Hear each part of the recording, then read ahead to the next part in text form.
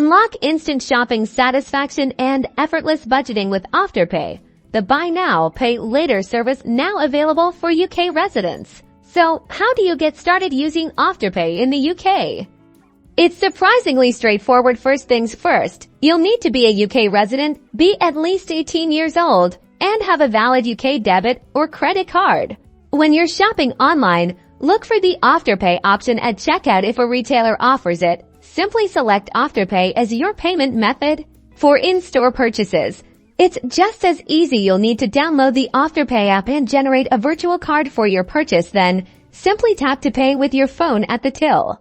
Once you've selected Afterpay, you'll be prompted to confirm your purchase. You'll typically pay 25% of the total cost upfront, and the remaining amount will be split into 3 equal installments, paid every 2 weeks. This means you get your items now, while spreading the cost over time without any interest, provided you pay on time. Spending limits can vary by retailer and your individual account, but Afterpay aims to make your shopping smoother.